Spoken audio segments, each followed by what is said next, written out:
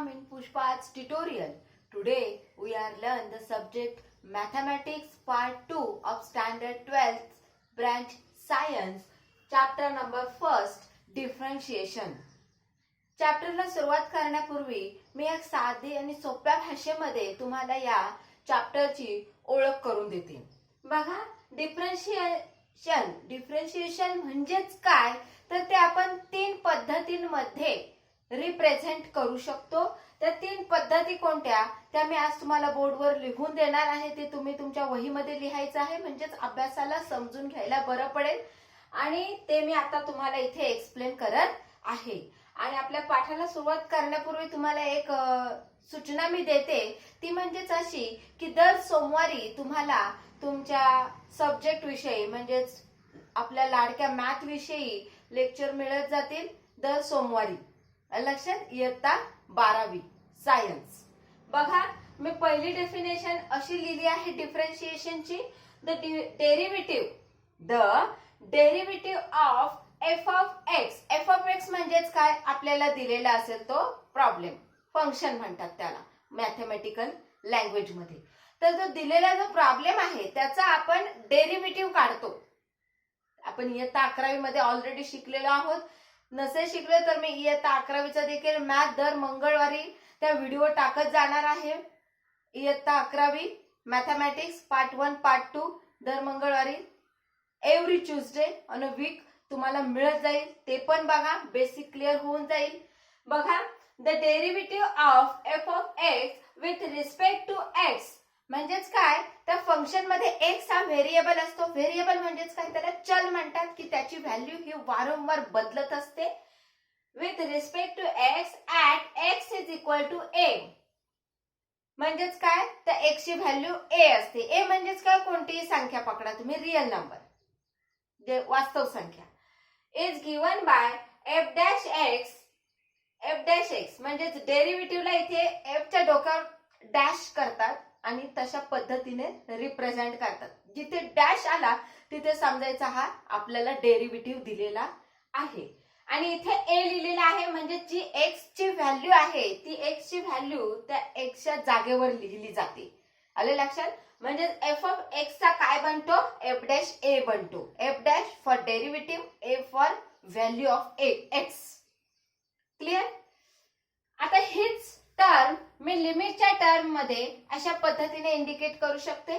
म्हणजे h extends to 0, limit h extends to 0 in bracket square bracket f of a plus h minus f of a divided by h. आता ह्या term कडे तुम्ही नीट लक्ष देऊन पाहिलं तर इथे बघा, या पहिल्या ब्रॅकेट मध्ये a प्लस h आहे, तर दुसऱ्या ब्रॅकेट मध्ये फक्त a आहे.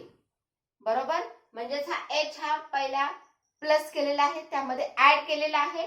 आणि दुसऱ्यामध्ये सिंगल एफ ऑफ ए आहे, जो आपण इथे एक्स इज इक्वल टू ए ची व्हॅल्यू पुट करणार आहोत, तो आहे डिवायडेड बाय h. आणि हा h म्हणजेच काय, लिमिट एक्सटेंड्स टू 0. आता हे आपण प्रॉब्लेम्स वर कसं अप्लाय करायचं हे पुढे पाहणारच आहोत, परंतु हे पहिल्यांदा नीट समजून घेऊया की त्या टर्म्स कशा एक्सपांड करायच्या असतात. आता नेक्स्ट डेफिनेशन मध्ये काय दिलेलं आहे, the derivative can also be defined for F of x at any point of x on the open interval. आता ह्या पद्धतीने एक आपण डेरिव्हेटिव्ह रिप्रेझेंट करू शकतो, हे पाहिलं आहे. तर दुसऱ्या पद्धतीने आपण डेरिव्हेटिव्ह कसे रिप्रेझेंट करू शकतो बघा. एफ डॅश एक्स, जे मी तुम्हाला म्हटलं डेरिव्हेटिव्ह रिप्रेझेंट करण्याची मेथड, जेव्हा एफ च्या डोक्यावर डॅश लिहिली जाते त्याचा डेरिव्हेटिव्ह बनतो h extends to 0, limit h extends to 0 in square bracket f of x plus h. आता इथे जेव्हा x आहे तेव्हा x मध्ये h मिळवलेला आहे, आणि इथे जेव्हा a असतो तेव्हा a मध्ये h मिळवला जातो. मायनस एफ ऑफ एक्स, इथे पण काय आहे, minus f of a, because of I right here x is equal to a, that is why I write here a at the place of x. Here x is as it is, that is why I write here x as it is. Clear? If the function is given as y is equal to f of x, म्हणजेच y असेल आणि y बरोबर एखादा function दिलेला असेल की ज्याचा आपल्याला डेरिव्हेटिव्ह काढायचा आहे, तर ते कसं लिहिलं जातं बघा. then its derivative is written as dy by dx. काय लिहिलं जातं? dy by dx. d by dx means derivative with respect to x of function y. Clear? म्हणजेच dy by dx is equal to f dash x. म्हणजेच मी सांगितलं की f dash x म्हणजेच derivative आणि derivative म्हणजेच dy by dx. क्लिअर? हे आहे त्याची दुसरी डेफिनेशन. आता तिसरी डेफिनेशन बघूया आपण डिफरन्शिएशनची. अतिशय इंटरेस्टिंग पार्ट आहे हा, आणि हा पार्ट इतका सॉल्व्ह करायला मजा येते की आपण आता जेव्हा प्रॉब्लेम सॉल्व्ह करायला सुरुवात करू तेव्हा तुम्हाला लक्षात येईलच. आपल्या कोणत्याही प्रकारचा कॅल्क्युलेशन नसतो, कोणत्याही प्रकारचे पाढेपाठ करायची गरज नसते, काही नाही. फक्त एक फॉर्म्युले लक्षात ठेवायचे, ते फॉर्म्युले त्याच्या जागेवर ठेवायचे, सोल्युशन रेडी. अशा पद्धतीचे हे गमतीशीर गणित आहेत. तर तिसरे मी तुम्हाला मेथड सांगत आहे ऑफ रिप्रेझेंटेशन ऑफ डिफरन्शिएशन. बघा कशी आहे तिसरी method. For a differentiable function, for a differentiable function, for a differentiable function म्हणजे ज्याचा आपल्याला डिफरन्स काढायचा आहे, डेरिव्हेटिव्ह काढायचा आहे असा function. What? y is equal to f of x. का आहे तो?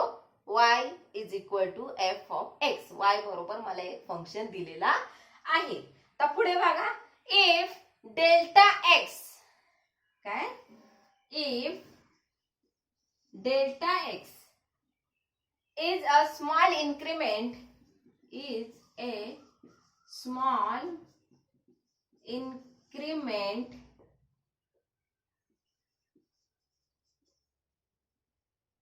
in x and the corresponding